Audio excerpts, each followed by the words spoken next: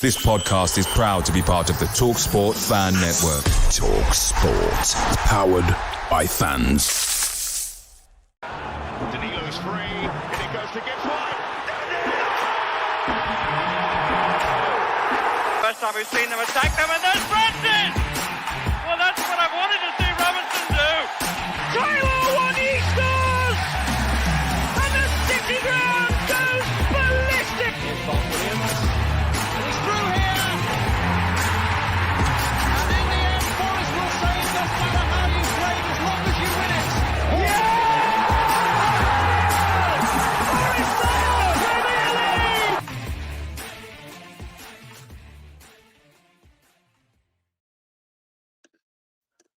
Hello and welcome back to Red Side of the Trent as Forest salvage a 2-2 draw at home to Blackpool and avoiding any embarrassment in the FA Cup.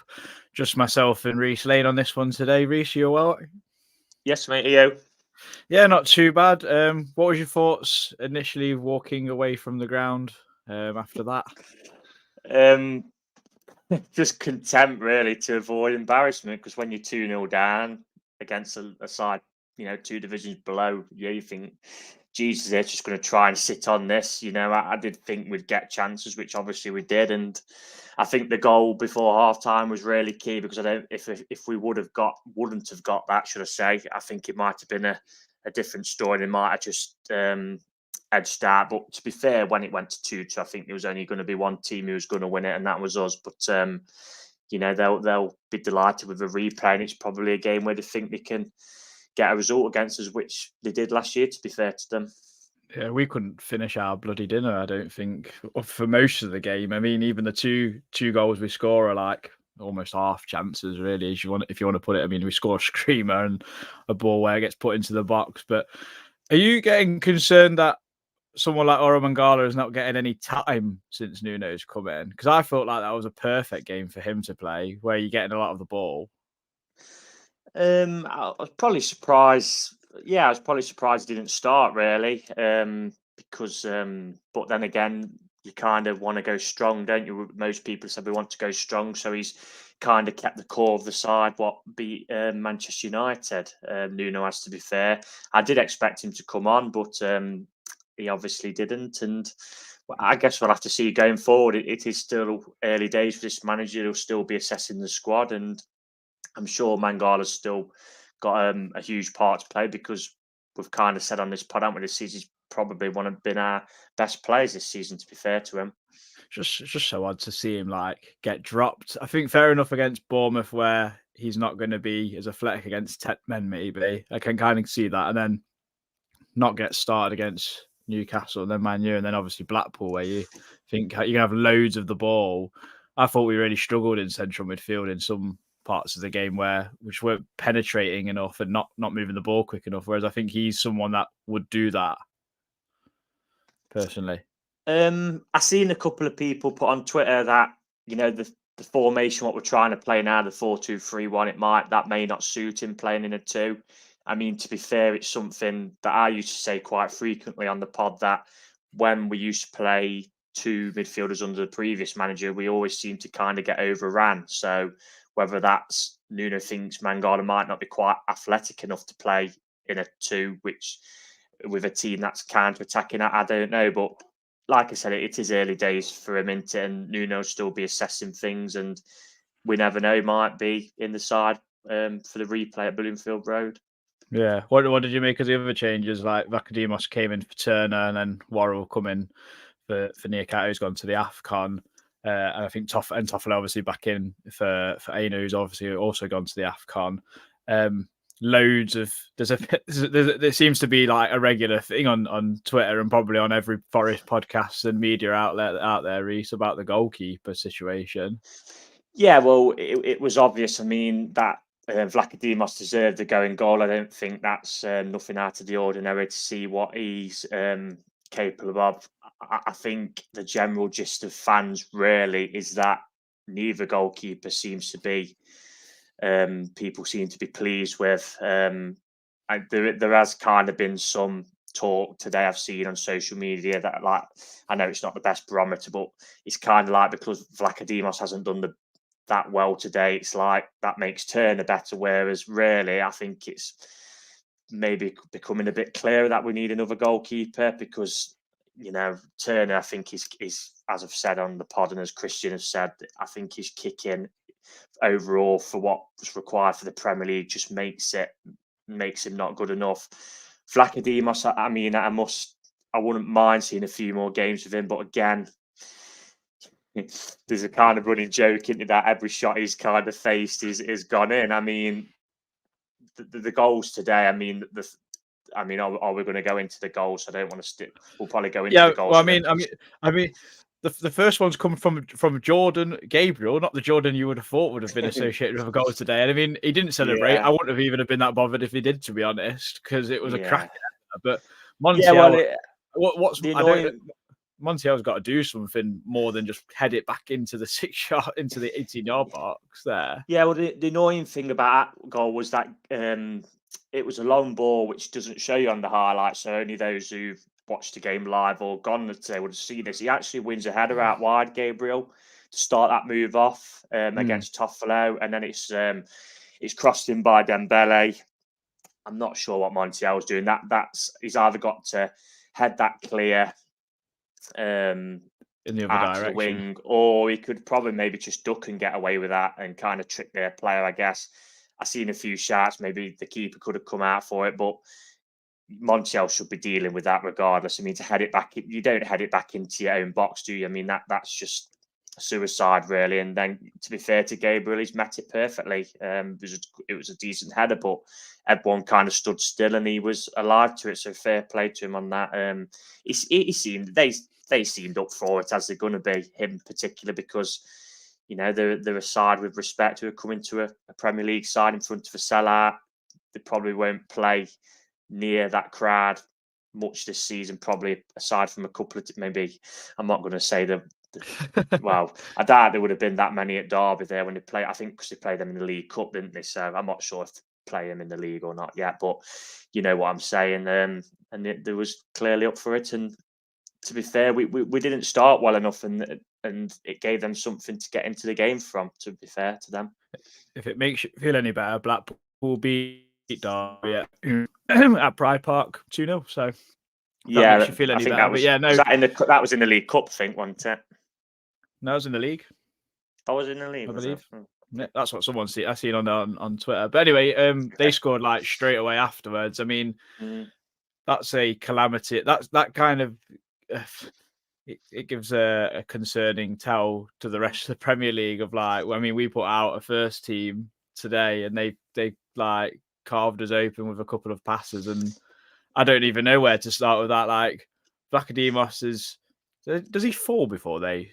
Did that slip over? Yeah, again, like, they win a header. I think it's one of their, might have been CJ Hamilton against Yates, and it kind of gets put down the line. And really, I mean, I did a screenshot and sent this to a few friends. We've got 5 defenders back and they've got 3, and Worrall's seeing their player down the line, really. So how we've conceded from that is it's really poor. Really, the cross should have been stopped, and I've no idea really what Vlachodimos is doing then, because he's dived and he's nowhere near the ball, and it's come to the back post, and then really it's kind of one of them. If you hit the target, it's going to go in. He gets a bit fortunate because it hits the post, at the inside of the post, and goes in. But it was one of them where if you hit the target, really, there, lad, it was going to go in, and it did. And to be fair, I couldn't hold it against them. They seized their opportunity to smelt a little bit of blood at 1-0. They made it 2-0, and they gave them something to cling on to. And like I said in my first comment, if we hadn't got that goal before half time, I think they might have nicked it today, to be honest. Yeah, I mean, the goal we scored is pretty well worked, I thought, down the right-hand side. Quite a nice bit of patience and a good fall from Montiel. And Dominguez got a bit of a knack for scoring headers this year. He's got his second one he's done, and second time they've kind of combined. But do you think it was? You could tell like there's a lot of people in the crowd today. Maybe not.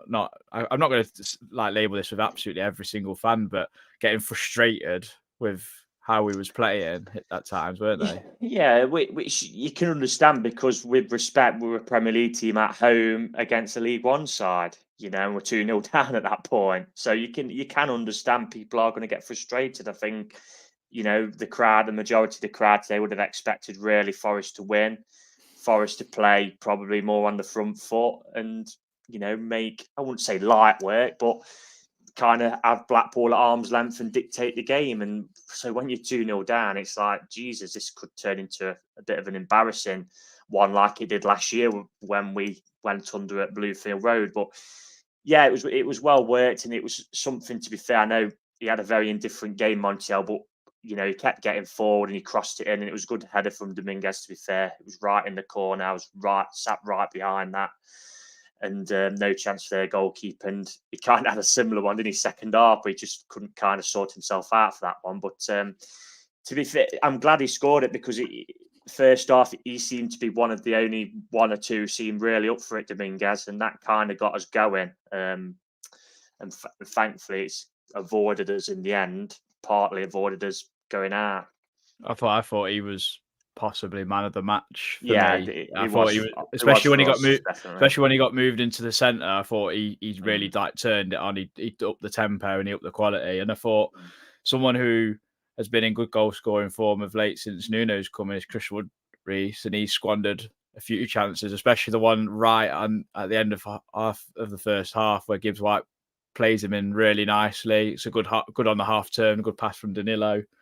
I was expecting the net to bulge and then kind of as go on in the second half and just really hammer Blackpool, but that wasn't to be. I think if he just scored that, I think we do go on to win the game, regardless of Morgan's goal. Yeah, I mean, at 0-0, he had a chance into where he brought it down on his thigh, where it's always easy in hindsight as a pundit. He'd probably look back and think I probably should have just brought that down on the outside of my foot, because when he brought it down on his thigh, it was still a bit high. So obviously that's why he's ended up, shanking it over the bar, really, because their players closing him down. He's got to get a shot off. The second one, I generally thought would be meat and drink for him, because it was very similar to the second goal at Newcastle, where he's just basically gone in down that left channel in the box. And I just thought he was just going to dink it over the keeper, as he did against Newcastle. I mean, when he hit it, I thought he was going to go in the bottom corner, to be fair, but it just went wide. And yeah, I do agree, Adam, if it had been 2-2 at half time, I think that would have probably killed them. They were, I think, even at 2-0 up, if you'd have said to him, look, you'll get a replay, I think most of their fans would have probably took that and get them back to theirs, and it gives them another chance to on their home patch, and obviously get some money in the kitty as well, because it might be on TV. So yeah. Well, we bought Tavares on at half time. I'm not sure if any of us thought we'd actually see him again in a red shirt. What was your thoughts on him coming on, and what did you think of him overall for that second half? Going forward, yeah, really good. I mean, he is a wing back, isn't he? Yeah. So going forward, I mean, you look at him and he is very athletic, very quick. Got forward really well. Obviously, had that shot what went over, what he probably should have put more in the box, but he kept overlapping with Hudson-Odoi, and that caused Blackpool loads of problems second half, to be fair. I mean, defensively, it was a bit rusty, wasn't he? He got caught on the ball a couple of times. I mean, he got booked into in the corner when there was a load of challenges going in, which the linesman didn't seem to want to flag for. And then as soon as we put one in, the flag I don't know how he got booked. So, I don't even know how he got booked for that, to be honest. I don't know if it was a bit of dissent or whatever, but yeah, I mean, God, what's he play? I mean, has he even played 2 games in terms of minutes for us? Probably not, I'd imagine.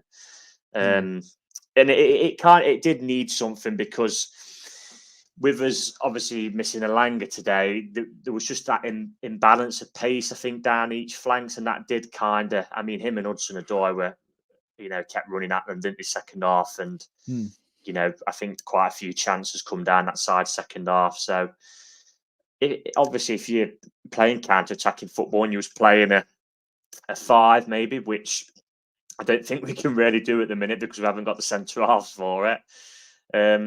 I think he'd be ideal, but in a 4, I'm not sure. But I mean, I'm not sure about him, what's going to happen with his future, whether he's going to stay or not in terms of till the end of the season. I mean, that might have been Nuno just kind of having a look today and seeing what's what, really.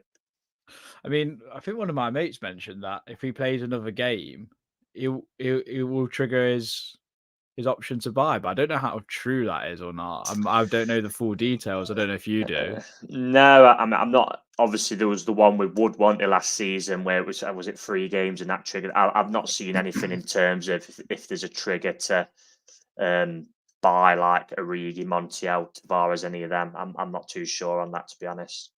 Yeah, that's fair enough. But we did equalise. Morgan Gibbs White's found his score boots in the last 2 games. I mean, he couldn't get any more postage stamp on that one if he tried. Could he, Reiss? What an absolute screamer of an effort. Well, yeah, I mean, I said his finish against United was world class. I mean, that finish was even better. That was literally, if you pick a ball up and you place it in the goal, that was as much as most top corners you could kind of get, wasn't it? I mean, when he hit it, it kind of looked like a bit of a wild attempt from our end, but when it hit the top corner, he was like, Jesus, what a goal that is.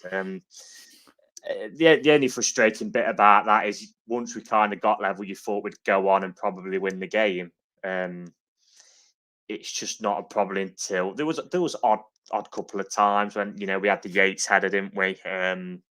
We obviously had the chance right at the end where it got put across, but you just felt if we'd have turned the screw that extra little bit, I think we would have probably wrapped the tie up today. But it's knackered Nuno's training schedule up, hasn't it, as he said on Radio Nottingham. So I don't think he was best pleased. Yeah. But yeah. I thought Hudson-Odoi was a bit wasteful. I mean, that chance, that I think he had a couple of chances where he put the ball wide or just tame efforts at goal. The last one where he's either got to score or he's got to find Wood there. Really, I think as a winger of someone of his tap and quality, I expect him to do better whether he's scoring or laying the ball on. Yeah, we had the one where we cut in, didn't he? And he got a shot away, which was straight at Grimshaw. I think that one he'd probably be disappointed himself that he didn't do a bit better. So I watched the highlights back, and to be fair, in the ground, I actually had Fortid shot for that last one, but right at the death. But he's actually put that across. And to be fair, I can't really knock him for that. It's literally right into that corridor where, like they said on Radio Nottingham, if Chris Wood studs were a bit longer, it would have been through. It was literally Gaza at Euro 96 for those who remember that, where you just needed another inch of a stud, and that's in the net, and we're through. So I'm not really going to pick at him for that one, to be fair. What's your feeling now for a replay? I know I've seen you tweet that you might try and tie it in with work already, but like overall, do you think it's a good or a bad thing? Because obviously the winter break is like a fairly new concept. It's not really, I don't even know if you call it a winter break, but do you think it's a good thing or a bad thing? Because I think like the timing of it is a bit like weird because it's like 4 days before the Brentford game when we've got a whole week now. You could probably might just stick it in next week. But then again, they've got a schedule to abide by, it's just kind of a turnaround, isn't it? Say if it was Tuesday night of doing a turnaround and getting everything sorted. Say if it would have been Wednesday night, wouldn't it? But say if it's Wednesday night, I mean, there's you're probably going to harm the attendance. It's all the planning what goes into getting into a football game, etc. No, it is a bad thing, mate, because it's just another game what you didn't really want, and it's a potential banana skin. That I'm sure they'll give us a go up there. Last season they ran all over us, to be fair. And like I just said, Nuno said they were going away to St George's Park in Burton to do kind of like a team bonding kind of thing, and then it seemed as if like then the players would go on holiday for a few days. Well, I don't know whether that's plans are kind of out the window now. So no, it's not ideal. I liked what Nuno said. He says this is the reality, this is the cup, but he said we have to find a solution up on the Fylde coast. It'll be a tough game, mate. Especially if like the web, I'm sure it'll be freezing bloody cold up there. I know that.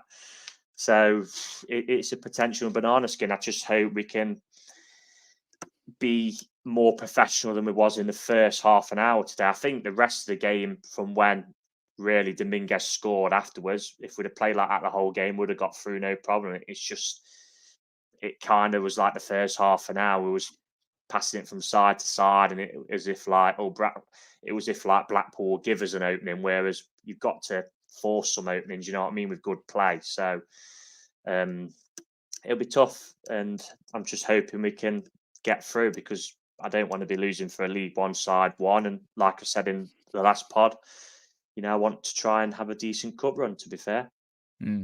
I was a little disappointed with a few players not being a bit more braver. Danilo was one that I thought could have been a bit more braver on the ball and in a few aspects. Was you a bit disappointed not to see someone like Amababa not get a chance, or Aguilera, maybe even one of the young kids on the bench, or was you not really that bothered? Well, I mean, I'm sure Nuno's plan would have been to try and wrap the tie up probably inside, I don't know, 60, 70 minutes, say 2-3-0 up, and then you could bring on the likes of Aguilera. I mean, Amabadadeli is a strange one, because if he does play for us, it does mean he then can't go out on loan, because he's already played for Norwich this season. That's what Radio Nottingham was saying with the free clubs rule. So it's kind of like you brought him, really. You've got 3 centre-halves who are in the squad today, and Worrall, who I think probably coming to the end there. It wouldn't surprise me if we was to get another centre-back, that he'd be gone in this window. I mean, it's pretty clear Scott McKenna's going to go, because he's out of contract at the end of the season. I mean, he can sign a pre-contract agreement with European and Scottish clubs anyway. So it would make sense, really, if he was to say sign for Celtic or Rangers, he goes on loan there and they pick up his wages until his contract ends with us. And then, like I said, with Amabadadeli, it's if he plays for us, it means he then can't go anywhere else. So if he's not in the plans, you're kind of not going to do that, are you? I mean, Aguilera would have been one who would have been nice to maybe see him, but we was in the stuck, weren't we? Really, we at 2-2, you're not going to really be chucking kids on in a game where you're looking to win. He's not really a kid. He's what? Is he 21? Yeah, but I mean, someone who's that vastly inexperienced then at this level. Get him in. Get him on the pitch. Yeah. Obviously, he would have played in probably Morgan's position, wouldn't he, as well? And Morgan's going to stay on the pitch because he's the type of player in the game today who makes something happen out of nothing, like he did with the goal. Yeah, the thing with Amabadadeli is if you say McKenna's going and then say if Amabadadeli goes and we get an injury, who's playing centre half? Because we haven't got anyone. Do you know what I mean? Yeah, we've got Murillo and Worrall up now. Felipe's injury prone. I don't think they're stupid enough to let these players go if they can't get a replacement in. I mean, there's been reports that he'd like a new centre half, but we don't kind of know what's going on with the FFP things at the minute, so we kind of don't know what we are. I mean, Niakate is a massive miss, because he was absolutely sensational against United, and then his backup's Willy Bolly, who's also gone. So you're down to really, have it right. Worrall's 5th choice centre half. If Felipe's fit as well, you'd put all them 4 ahead of him, and then you're down to 6th and 7th with Amabadadeli and McKenna, who, like I say, won't be here in the summer. So. Yeah, it's slim pickings at centre half, and it's something that they kind of got to work around, because they might want players to go, but we can't let players go without getting others in for the depth. Yeah, I know Nuno likes a tight squad, but I didn't think he'd like it that tight. But we'll do some slept on it thoughts, because we did get some in, even though we said that I was going to do this about half an hour before it went out. So here we go. Red side of the Trent. Slept on it thoughts.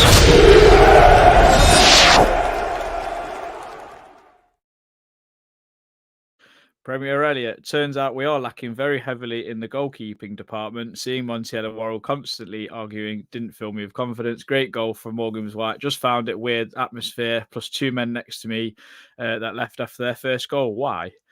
Simon Morgan, top bins in school playgrounds and grassroots pitches are being renamed Gibbs White all over the county. Same as most cup games, different atmosphere in the crowd as well as on the pitch. Players have points to prove and fans have money to save. Would be interesting to know how many season ticket holders gave up their seat.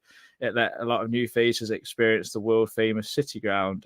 Chris Walsh should be winning it after equalising on 56. I think the team thought it would be just come naturally rather than really pushing for the winner. Morgan Gibbs White, good job we played him. Takeaways, we need goalkeeper 100%, 100% need a forward. Montiel can't be number one right back. Can see why Callum Hudson-Odoi is so cheap, poor finishing. James, frustrating result today, but done well to come back from 2-0 down. Replay gives us an opportunity to right the wrongs before we play Brentford. Keeper situation is really concerning as Lacademos hardly covered himself with glory today. Slick Rick, Blackpool away on a Tuesday night in January. It's like the good old days. Gary, and then lastly, of no wins least because we didn't get that many. We're doing this on short notice. Gary Baldy, the problems of pre-Nuno clearly still there. Think missing Taiwo and Alanga really hurts us for pace. Some very poor performances today. A few things I think to take away with some of those. Like Montiel was an interesting chat. My mate next to me, Mason, he was not having him at all today. He thought he was really poor, but his balling for Dominguez in the last two games and his play against Newcastle and against United, I thought was pretty good, to be fair. Probably had an off day today. Yeah, I think it was a bit of a different situation today because we were playing Blackpool and he just kind of kept wanting to bomb forward all the time. And there was times when he wasn't getting the ball from, the back. But also he's got to kind of realise that he is playing in the back four. So if he's obviously bombing forward, it's then going to leave space in behind down the flanks. I'd say it's quite indifferent. I'd say he obviously wasn't at the level of the Newcastle and the Man U games. But obviously the cross for Dominguez was really good. He just kind of forgot his defensive responsibilities at times and today Montiel. And it was a very indifferent performance from him. Yeah, definitely. We'll do some play performances, Reiss, and then we'll talk about some of the news, the FFP stuff. We'll get your opinion, get my opinion. We'll obviously talk a bit more on next Sunday, when we talk with Christian and Lee as well, and a guest who we might announce at the end of this podcast. We don't know. We'll think about it if we're going to say who it is. People probably already know, to be honest, because I've not said anything. So, so I'll give you. I'm going to give you Joe Worrall because I think he is hot topic, really. How did you think he played? How did I think he played? It's kind of probably that what I've just said. I mean, I kind of you just get the sense it's like the end of the road. I think you can just kind of tell. I think all around, there'll always be, I think, people who are very loyalist to the lads who come from the academy, because it is a nice string to people's bow that they obviously come from Nottingham or in the team. But you kind of think that if the AFCON wasn't going on and Felipe's fit, that Worrall probably might have left, but would definitely be leaving in this window, might have even left by now. It's just because we're so short really at centre half at the minute, because like we said, we've got an injury to Felipe and Niakate and Bolly have gone off to play in the AFCON. I think me personally, I think overall it probably is the right time to move on. I know there'll be people who disagree with that, people who will agree with that, but I don't think he did anything poorly today. I just think maybe the time, I think, has just come to move on. Sometimes, same with the manager. Sometimes things run their course, and a fresh start might be better for everybody. But I know Christian's obviously not happy with the reports that come out, and it's not good if they are true, walking out on your team and that, and that's obviously why he's been kind of isolated for a relative amount of time under the previous manager.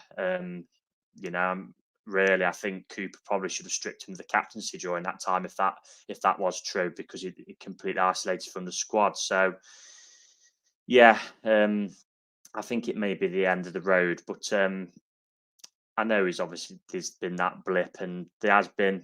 It's been a very roller coaster ride for him, anti at Forest. Really, there's been plenty of ups, there's been plenty of downs, and I wouldn't like wish him any harm. And that if he was to leave, it kind of be, thank you for your service, but we move on, kind of thing. Really. Mm.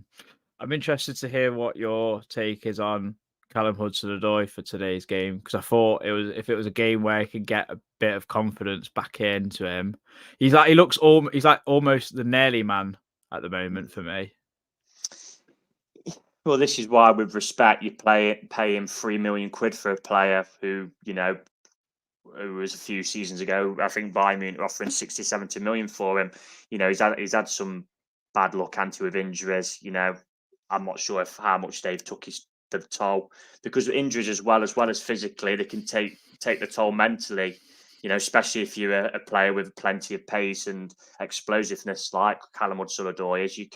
There is sometimes where in a player's mind they'll think, "Oh, do I push myself that extra yard because something might just go again?" Today I thought he was much better second half, linking up with Tavares, because it was just pure full-on pace when it down that left side. And to be fair, he made the shooting opportunity, which he did well to make the opportunity, but he'll be disappointed with the finish. And then, as I said earlier, the one in the last minute, he's kind of put that into a great corridor, really, for a striker. It's just that's unlucky, that is, for me personally.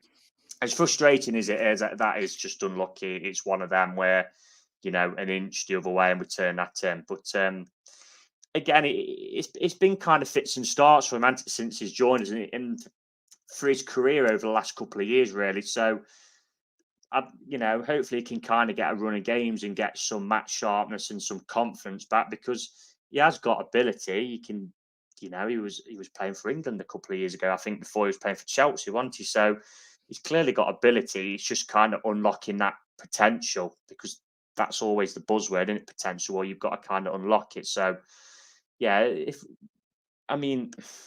he's probably going to play, because if we are playing this 4-2-3-1, we've only got 2 out-and-out wingers at the club, and that's what kind of startled us, I thought, first half today, that we didn't have that natural balance of 2 wingers on the pitch. So, if he gets a run in the team, then hopefully we can start seeing him, like the goal against Burnley, things like that would be nice.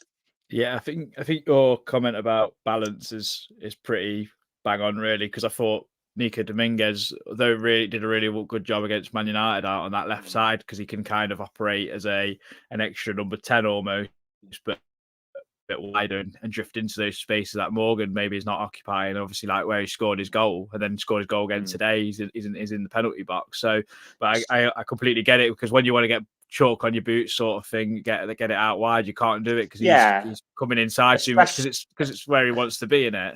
Yeah, especially when you want to play against the League One side on the front foot and take it to them, you know what I mean? You kind of need 2 natural wingers, really, who are going to run at the fullback and run at the, they play wing backs into, say, Blackpool, run at the wider midfielders / the wing backs and give them a torrid time and cut in. Obviously Hudson-Odoi was doing that second half, but we hadn't had that natural winger on the other side, did we? So it was a bit kind of imbalanced, and I think that's why, to be fair, Nuno loaded that left side second half with just 2 players who are going to just run at them all day long, which, to be fair, they did, Tavares and Hudson-Odoi second half. Yeah, I thought Tavares like getting on the overlap gives like space to Hudson-Odoi to then move inside and kind of do his thing. We had a lot of joy there, to be fair. But we're going to move on to the financial fair play news. I mean, I've said to you guys in the chat, Christian and Lee obviously as well there, I don't really speak too much about something that I don't really know that much information about. Like, I know you get records to all the finances and stuff of the club and everything every year, but it's not really like too clear and concise for someone like me. It's not that I'm thick or anything. You just don't know what everything goes on. You know what I mean? I don't really get it, because you're counting 2 seasons, whereas in the Championship, and then you're still trying to keep them goalposts almost. It's a bit. I find it all a bit stupid, to be honest. Well, if it was easy to read accountancy figures for everybody would be an accountant, wouldn't they? On good money, but unfortunately, that isn't how it goes. I mean, I know a tiny bit on it. I'm no expert on it. I mean, I've read bits and bobs, and if you've been a Premier League team for the last 3 years, then it means you can lose 105 million across 3 years, so 35 million a season. But I think we're limited to 61 million, because 2 of the last 3 seasons have been in the Championship, and obviously last season in the Premier League for the accounts. I think a lot of it's kind of obviously in regards to the Brennan Johnson sale that we are kind of, we're trying to move it back onto last year's accounts, even though he's been sold at the end of August. Forest said they've been in dialogue with the Premier League. This is what you read. If what you're reading is what you believe, they've said they've been in dialogue with the Premier League where they said they could have sold Johnson before the cut-off, but for probably 15, 20 million less, which, in the business world is stupid business, let's be honest. If we can sell him for 20 million before the end of the transfer window, then you're kind of gonna, obviously sell him for 20 million at the end of the transfer window, because you've got to maximise the revenue you're getting into the club. They said they've been communicating with the Premier League with that. I mean, I'm not sure what's been said in regards to that. I mean, none of us really know, and because we're not behind the scenes, but we're going to have to see, really. There wasn't. It is a little bit disappointing that we kind of don't know. I mean, John Percy tweeted into him. To be fair, John Percy's been reliable, and he's kind of in with the club now. It's a little bit disappointing. We don't kind of know whether we're kind of in or out, but we're confident that we're in. I mean, what does make me confident? Well, I wouldn't say confident, but feel a bit better is that if we was under real pressure, they kind of would have maybe fire-saled Brennan Johnson before the end of June so we could get him into his accounts. The club haven't done that. So it's one of them. What will be, but we're going to have to see what happens. Fingers crossed we're in, and there's going to be no sanctions, because we don't want to go down the route of a fast-track points deduction, and where, say, if there was, I don't know, let's say, for instance, 8 points above the relegation zone coming into March, we then say get 6 points took off, so we're only 2 above, and we're kind of back in that mix. So hopefully, fingers crossed, everything will be okay. But it is all speculation at the minute, because nobody's proved in the press that there has been any rules broken. It is just speculation because the money we've spent, and we'll have to see. I mean, I think everybody's in the dark what will happen in this window because of it, really, whether it'll have any bearing on if we can bring in players or not. It shouldn't do, really, because them accounts are for last season, but we've already, I think, sold Scarpa, haven't we, in this window for 4 or 5 million, so that's coming into the club, and there might be a couple more departures, so we'll have to see. I think in the next couple of weeks things will be a bit clearer.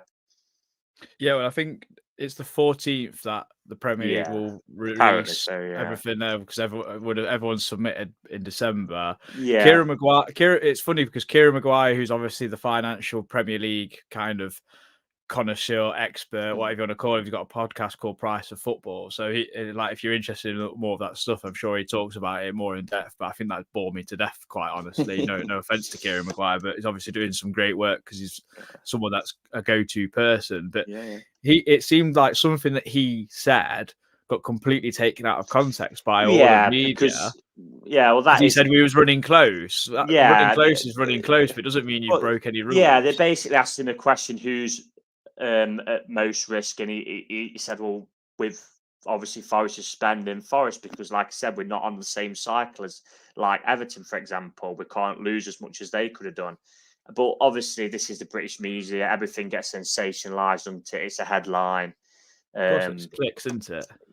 So. And it obviously has gained traction, hasn't it? Because them type of headlines do sell stories. So we'll like we say, Adam, in a week or so's time, we'll be much clearer, and we'll see. There's no point really worrying about it at this minute, because it's out of our control, and what will be, we'll find out in a week or so's time whether or not what's going to kind of happen going forward, really. I know the appointment of is his name DeMarco? Yeah, Nico DeMarco. I mean, what a great name that is. It sounds like he's mafia or something. Italian mafia boss, yeah. Yeah, but I think somewhat, because I know Christian kind of he draw to that the conclusion of us getting him in means there's something to worry about. There's a case obviously to fight. I don't know if that's he's coming in just to like double check everything. There's not been any messing. There's not been like something that we've missed or whatever. I don't know. No, I mean that'd be nothing to do with him now because the accounts have been submitted. What, like I say, what will be with the accounts. It's basically it's kind of a bit of because obviously, like Percy said, we're kind of we are confident, but there's that bit of uncertainty. So if you are a little bit uncertain with a multi-million-pound business as we are, you make preparation for worst case scenario. So that's what they've kind of done by bringing this guy in. You know, he'll probably earn a king's ransom and might not have to do anything. So, like I said, we'll see. You know, if nothing comes of it, you know, he gets sent on his way, doesn't he, with a big bag of money. If something does come of it, then he's, you know, one of the top lawyers in the game and he can, you know, maybe challenge it, and we'll see what maybe if it does go down the road of a points deduction or whatever, it can maybe limit that point deduction or, you know, put forward our case of what's been said, and yeah, it might then go away. But we don't know at the minute. We don't know what. Unfortunately, none of us are reading the books, are we? So we don't know. Yeah, my last point on it, and I don't know if you what your opinion will be on this, but I do find it weird that the financial end is the June 30th when the transfer window is not even open for anyone. I find that really, really peculiar. I know you could probably say, well, then you've still got last year's included, and that's how they're kind of doing it. They're doing it before you start spending more money or what. But I do find that a bit of a strange one. I think they changed. I do think they changed it, but if that is the case, I might be wrong on that. But I do have a feeling that they did change the rules. But if that is the case, then the Premier League clubs vote on the rules, so they know what the rules are.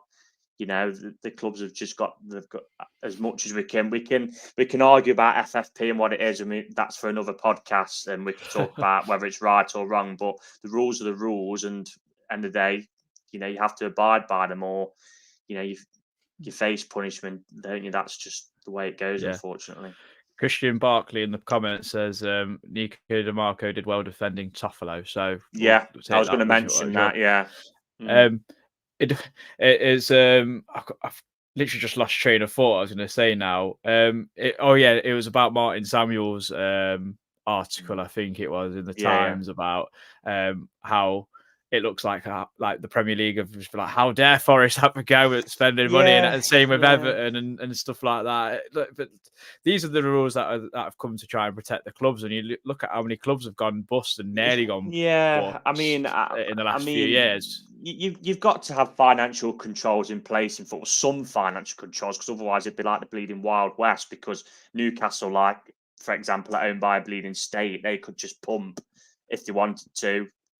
Billions of, I mean, Chelsea pumped in $1 billion, to be fair, but they could just pump billions and billions of pounds into the transfer market. So you've got to have some kind of financial control. I'm not a massive fan of how FFP works. You know, there's concepts about like that it should be over clubs' turnover is how much you're allowed to spend, but then again, the big clubs are going to have bigger turnover, so they can spend more. I'm probably not as I'm not educated enough to kind of say what's the right and what's the wrong answers in regards to finances in football. I mean, yeah, it's frustrating for us because we're trying to make a statement, aren't we, coming back into the Premier League? And on the flip side, then teams like Norwich get moaned at, who come up, bank the money, spend 20 million, and just go straight back down and be cannon fodder. So it just seems like with everything in football, there's no middle ground really, is there? It's either everything good or everything bad. So yeah. We'll have to see what happens. Just before we finish, Reiss, I know next week we might dive into a bit more transfer kind of malarkey, give it another week for more rumours to surface. But just like as a on the spot question, like what one position, if you could improve it tomorrow, what would you go for? Keeper, mate. He's got to be keeper. I mean, we're desperate for another winger, but if they're fully fit, I think Alanga and Hudson-Odoi are too decent. Well, Alanga especially has been excellent, and overall with his outlet, as frustrating as it can be at times. I mean, Hudson-Odoi, you're kind of hoping he can get back to similar levels what he was when he broke through at Chelsea. I just think with the keeper's just such an important position. And like I said earlier, I don't think either keeper is filling fans with much confidence at the minute. I mean, I'd like to see a little bit more of Vlachodimos, but, it's not ideal that we've now been in the Premier League, 18 months, and we've still not really got a number one we can hang his hat on. We've tried, obviously Henderson, I think would have been that number one if it hadn't have been for injuries, which is a shame because he's now obviously playing at Palace and getting in the side. Obviously, Wayne Henderson, I think, was always brought in as a number two. Navas was kind of a short-term fix, wanted because of Henderson's injury. And then we've kind of brought in two keepers in the summer where we don't kind of know which is number one. So we're trying out both, and both really aren't, like I say, filling fans with confidence. So it's a bit of a sticky one. I think the keeper's probably the one. And there is others, it's clearly we need a centre-back if we're going to, let a few of the other centre-halves go. And we do need another winger because for that balance, because when, like today, when Alanga's injured, we haven't got somebody else who can play out and out wide. So I think they would be the three, with a keeper being at the top. And then possibly, if Origi's not going to be around much or injured, maybe another striker. But we don't know what we can kind of do in the window, do we? I think with the FFP. I think the FFP thing is kind of, it doesn't matter about this year, because if you're submitting things on the 30th of June, that is now a new year now. So you can kind of like, what's a new year spending in it? It just depends on what our budget is. That's all it is. I don't know whether with obviously this hanging over his head, the club might think, it's not a good look as going for X, Y, Z play, you know what I mean? And why we're kind of under this little bit of scrutiny. But we'll see. That I'm hoping that the club should know what budgets they've got and what we can spend and what we can do, and whether that means moving a couple of players out to bring one in, I'm not sure. But we'll just have to see, won't we? Unfortunately, us as fans don't know what's happening behind the scenes in regards to the finances. Do you ever remember when we got linked to every player and it was like, could he play left back? Now it's, can he play in goal? I mean, I'm a bit gutted that Anthony and Jadon Sancho and the likes have been having stinkers at Man United, because I would have quite liked Amad Diallo or maybe on loan, because he looks a bright player. He was really good at Sunderland last season, and I thought someone we lack is a left-footed right winger as such. If you want to play inverted wingers, he's someone that I'd have maybe liked to have given a chance to, or at least on loan for the rest of the season. But it's just kind of like, as a Premier League team, you don't want to keep getting in players on loan and developing other people's players, do you?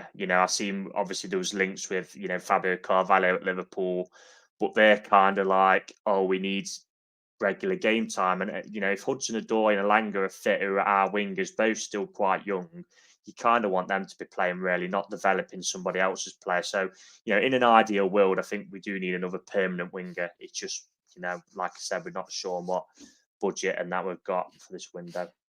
Definitely. But I think that kind of comes to the end of our chat, Reiss. I mean, it's been 48 minutes. We've had 36 people in here. Thank you very much for coming and listening to us waffle. I know some other podcasts have been live at the same sort of time as well after the Blackpool game, but it's going to be, I think the game's 16th, isn't it? So it's just about 9 days away. Let me just have a check, mate. It'll be it'll be the 16th, 16th or the 17th. So 9 days they've got. I mean, they could have a little city break in there somewhere, I'm sure. It's St. James's.